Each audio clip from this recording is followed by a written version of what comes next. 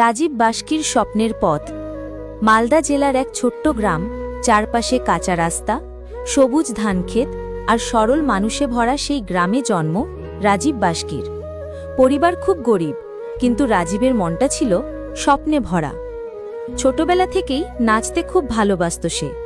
গ্রামের মেলা উৎসবে, স্কুলের অনুষ্ঠানে নাচ দেখিয়ে সবাইকে মুগ্ধ করত। কিন্তু গরিব ঘরের ছেলে, তাই পড়াশুনো আর সংসারের চাপের মাঝে হারিয়ে যাচ্ছিল তার নাচের স্বপ্ন।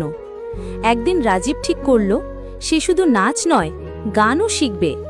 রাতে যখন সবাই ঘুমোতো, তখন সে একা বসে ইউটিউব দেখে গান শেখার চেষ্টা করত। ধীরে ধীরে গলা সুন্দর হতে লাগল।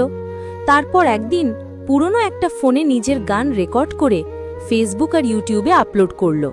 প্রথম দিকে কেউ খুব একটা পাত্তা দেয়নি, কিন্তু সে থামল না। দিনে কাজ, রাতে গান, এইভাবেই লেগে রইল। একদিন হঠাৎ তার একটা গান ভাইরাল হয়ে গেল।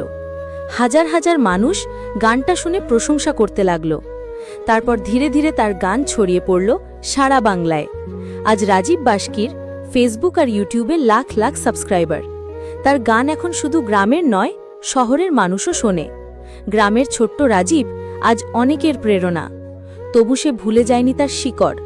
আজও সেই গ্রামের মাটির গন্ধ তার গলায় বাজে।